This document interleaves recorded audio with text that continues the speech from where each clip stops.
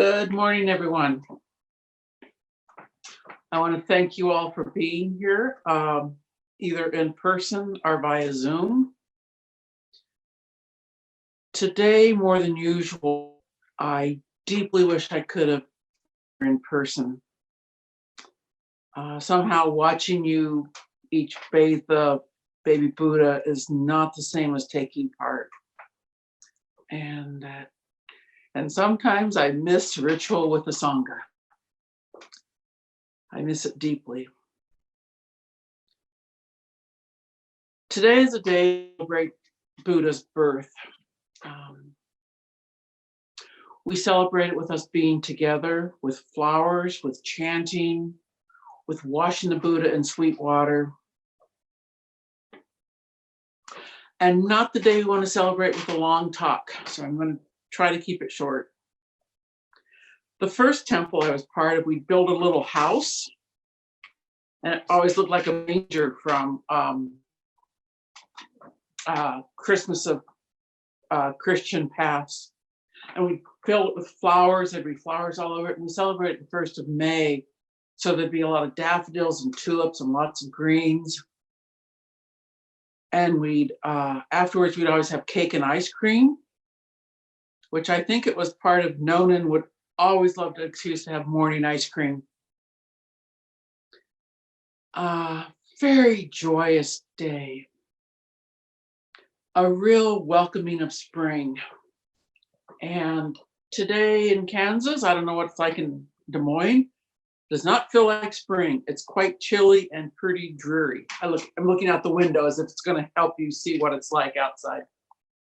We've had a cold snap and all my daffodils are kind of, they're not blooming yet, but the leaves are a little tinged with frost. My naked ladies are looking rough, so it's not quite spring here yet in Kansas.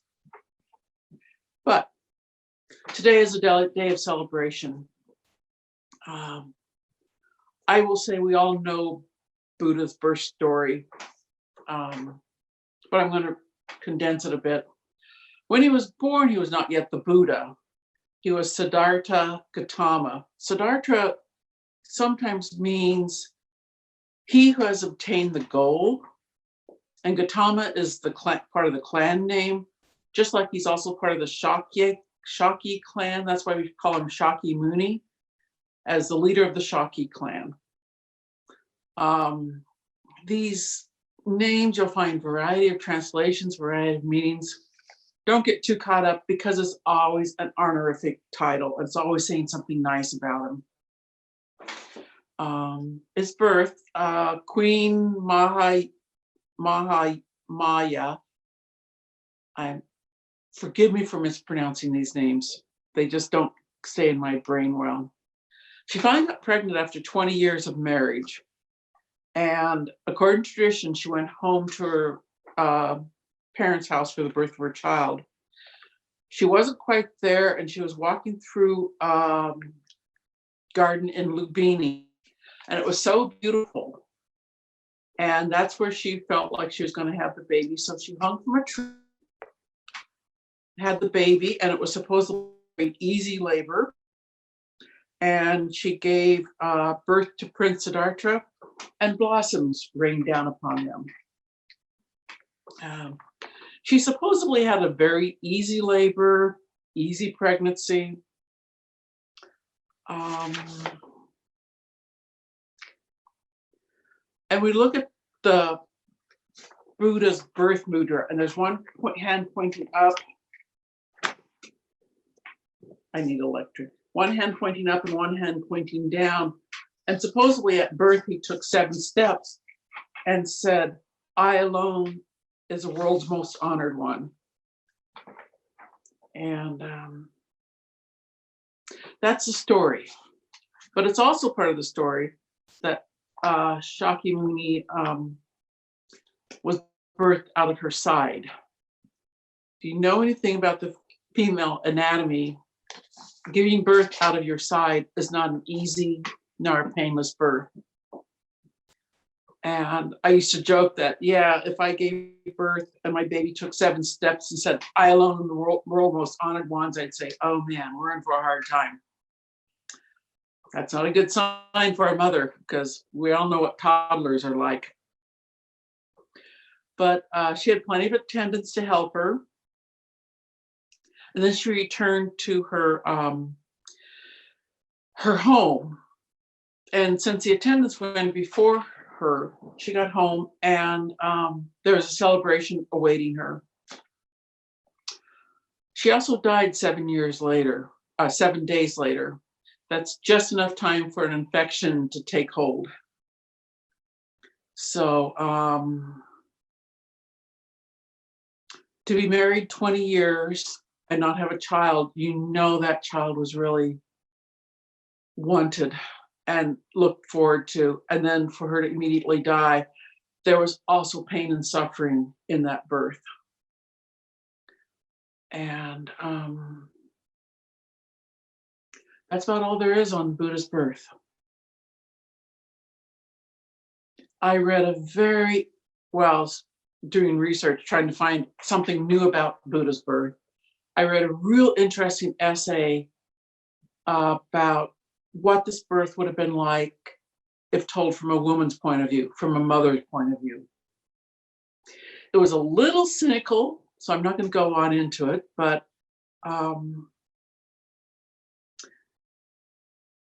the author brought out that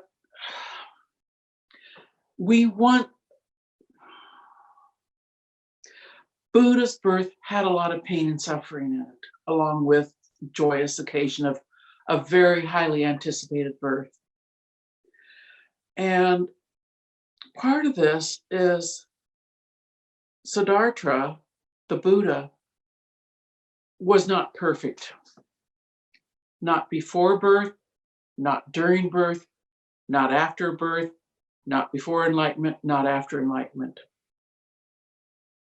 He wasn't a god, he wasn't immortal, but he was a great human being and a wonderful teacher.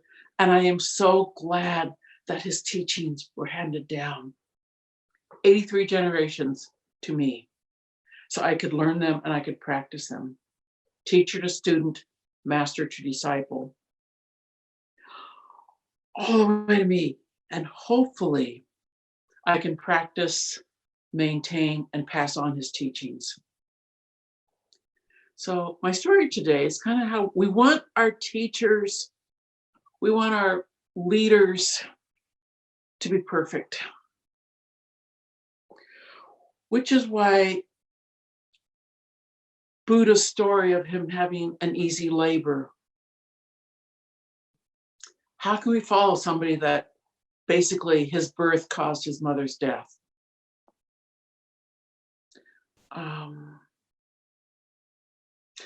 My main point is that's okay. In fact, it's better than okay.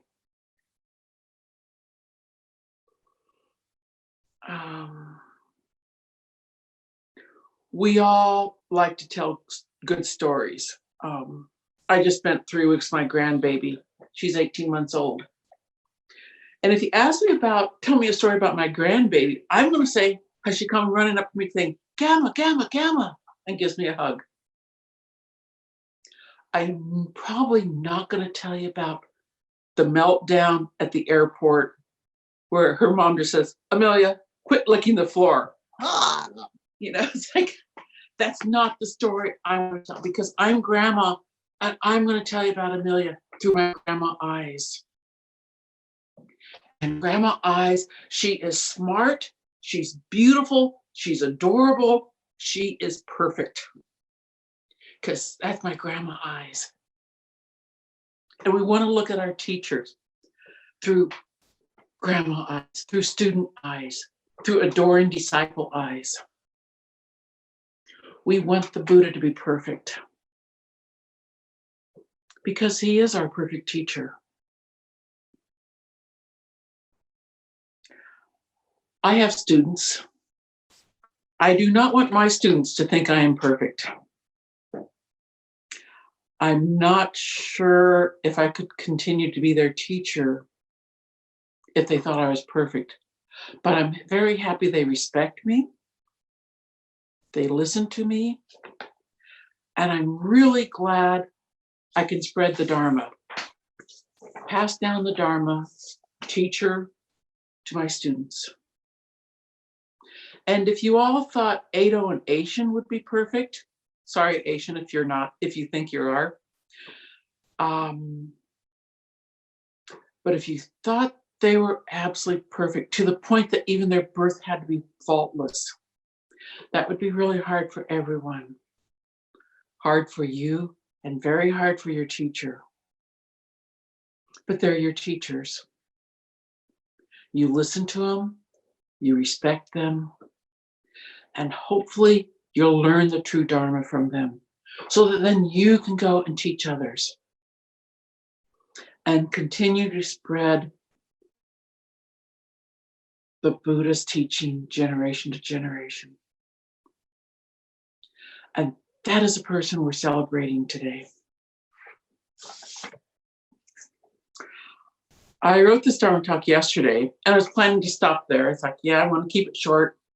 But then this morning, early morning, at that half-wake state where you're half asleep and half awake, when all wonderful ideas come to you, I thought, oops, the hardest person for me to accept not being perfect is me. It's like, oh, not that again. In my 20s, I went to a therapist and she gave me a book, Addiction to Perfection.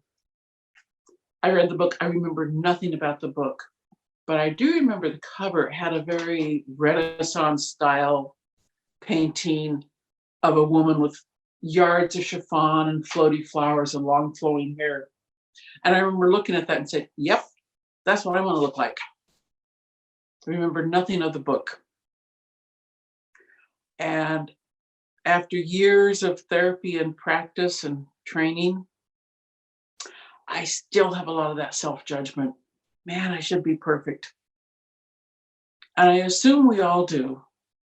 Verses of the Faith Mind has one of my, I'll say my favorite line in any sutra, because it's one that I am constant. Every time I read it, I have to stop chanting and just think, yep. The burdensome practice of judgment brings annoyance and weariness. It's like, oh, how can I accept non-perfection in others if I cannot allow to see it in myself? Can I accept Buddha's birth was not easy and perfect if I cannot accept little things about myself? Like last week, I spoke with Asian on the phone, and afterwards I thought, oh, I slipped into my bitter, whiny butt self. And that is my new word for when I do that I just dislike about myself. It's like, ah, oh, man, stop, breathe, let it go. Buddha was born, and it's all right, it wasn't the perfect birth. I am okay if sometimes I get bitter and whiny. I stop and I say, drop that. It's okay. We're not perfect. And that doesn't mean that Buddha wasn't a great teacher if he wasn't perfect.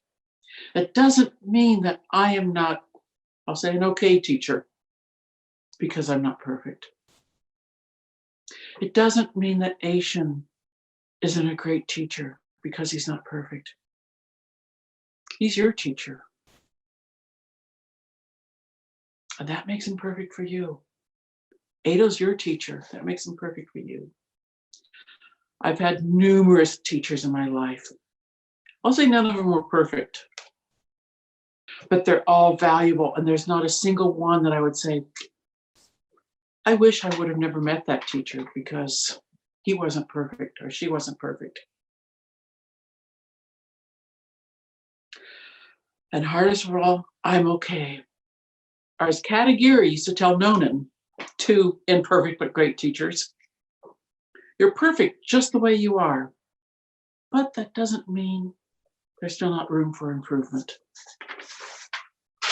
So I'm not going to go blah, blah, blah, because today is a day of celebration, and we still have a lot of celebration to be celebration to do. We're celebrating a great teacher.